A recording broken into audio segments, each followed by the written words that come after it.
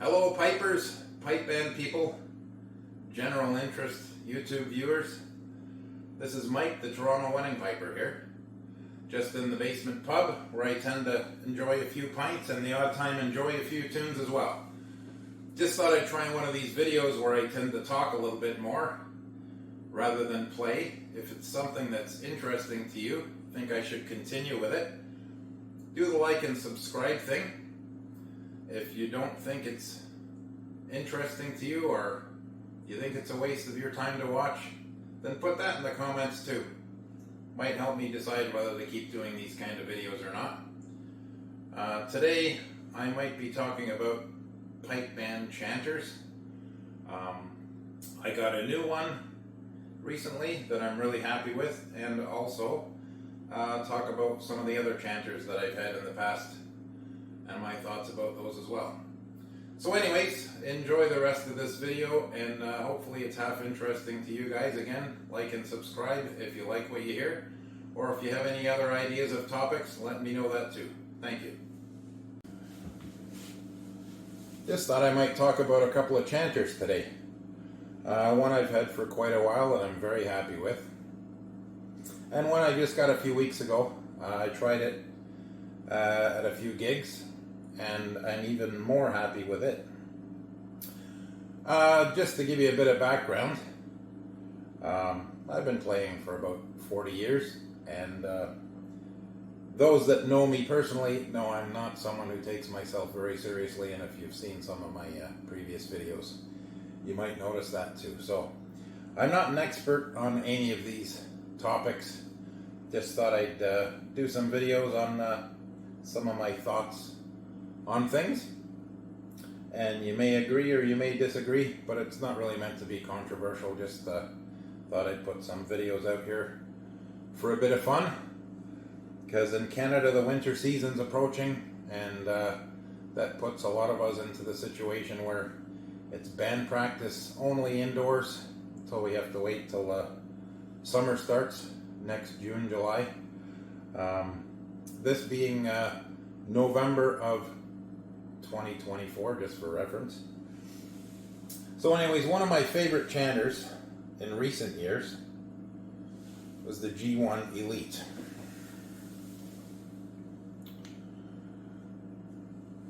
So the thing with the G1 Elite, as you can see if you look up quite close, the holes are large and they're oblong in size. They're actually flat sides on the holes. So this kind of scares a lot of people who think that their fingers won't cover the holes properly. Some beginners and some rather advanced, even pipe majors, don't like these for that very reason. These were a successful chanter, I think, back in about 2017, where Inverary and District won the Worlds with them. And the hole size was such a concern that part of the band played these and others played another G1. I'm not sure if it was the G1 Platinum instead of the Elite, but they had the more normal sized holes for those who had concerns with covering the holes. But the idea with the larger holes, and this is what I like about this particular chanter, is that the projection of sound from these holes is incredible. If you're doing something outdoors, some sort of a solo thing, or even band, you'll get a lot of volume off of these, especially the bottom hand. You get a lot of buzz and volume. And I've been really, really happy with this chanter. But recently, in the last few weeks, I got a hold of this Broadley Bright Chanter, and I had never really heard of it before, but it is one fantastic chanter. 2024, Simon Fraser University played these, and also North Stratton, and I believe Shots played these. So it's the Broadleys, and they have a few different models, but this one is the Bright. I really love this. It has a very similar kind of projection, even though the holes on this are not very large from an obnoxious scale compared to other chanters. The projection on this chanter is fantastic. And the other thing I like about it, especially on the bottom hand, when you're playing this chanter, you really feel the vibrance and the buzz in your fingers from the chanter. It's a really nice feeling, and the sound to me is absolutely fantastic. So no wonder those elite bands are playing these right now.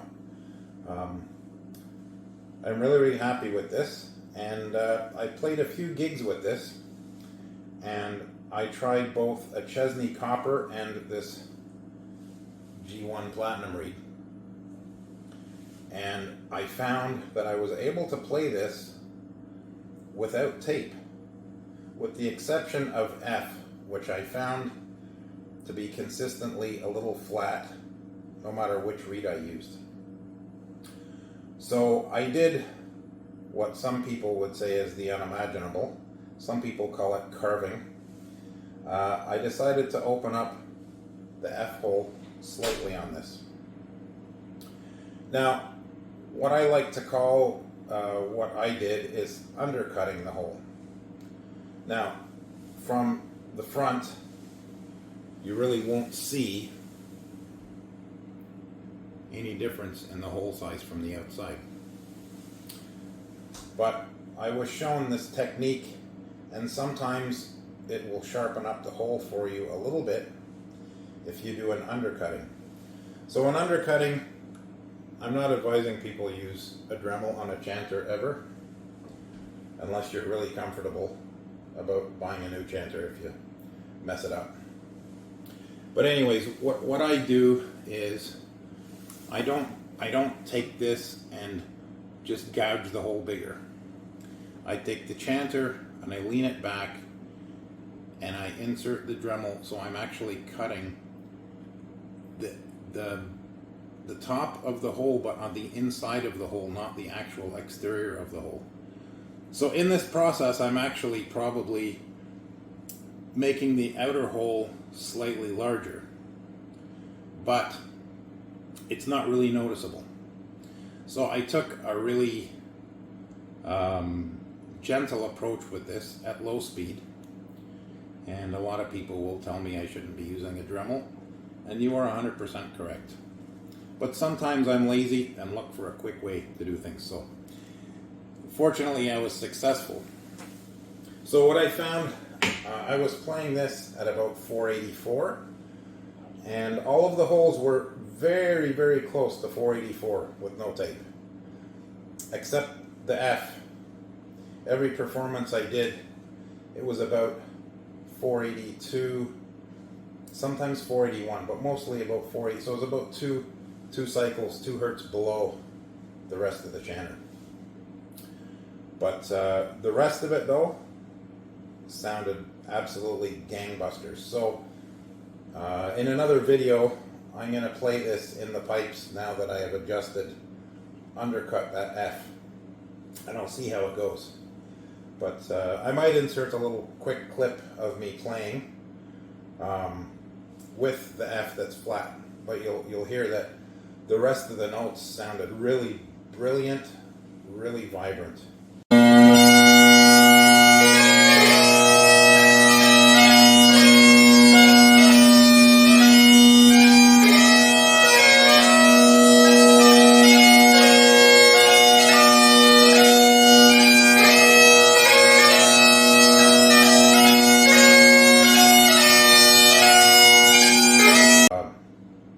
This isn't a sales pitch to buy a Broadley's chanter, it's just my opinion.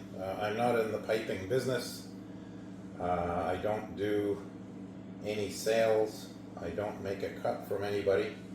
Like I said, I'm someone, I don't really take myself too seriously, but when I find something that I really like, just like to share the information, because a lot of people out there are looking for something that'll just give that little edge to them.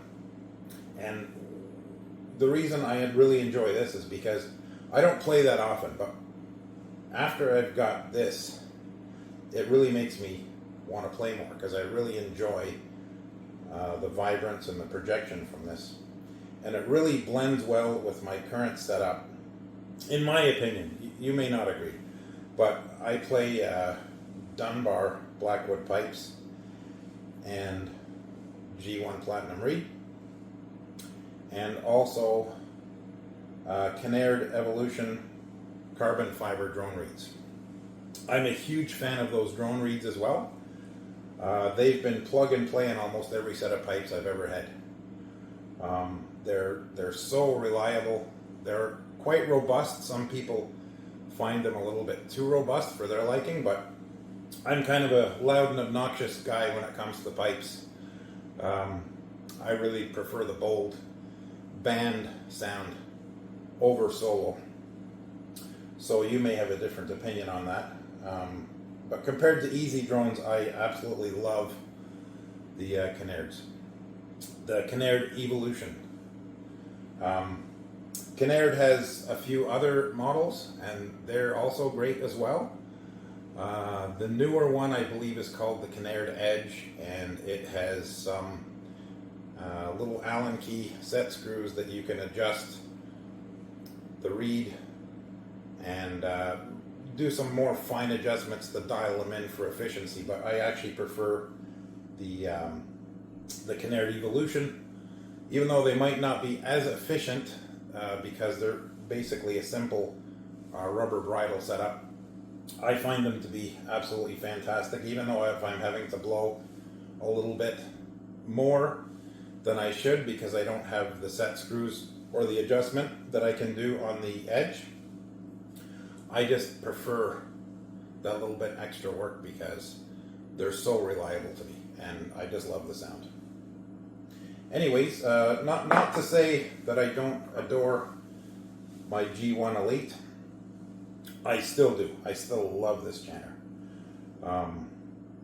But I just thought I'd talk about this Broadley Bright Chanter. I got it from Tartantown, and a couple of people that have heard this in my pipe, they've gone ahead and ordered one of these too. So it's a poly. I forgot to mention that. So if it wasn't a poly, I certainly wouldn't be doing any adjusting to the holes, or especially with a Dremel. If it was a Blackwood Chanter, I wouldn't be doing any modifications. But because this is poly, I was comfortable working with it a bit. And I don't advise that people start hacking holes when, if one of the notes is flat, you shouldn't just hack the hole. You should do a lot of research, try a bunch of the different reeds that you use, and make sure that it's the chanter that's got the flat note, and not your reed, or not the way you have your reed set. Anyways, that's my topic for today. And if you found any of this to be interesting, try the like and subscribe thing. This is only the second time I've asked for that. Just trying to see if people are interested. Because my other videos of me playing the odd tune here and there, they're okay, but there's really not much feedback from people if they like this kind of thing. So thanks very much for watching, and have a great day.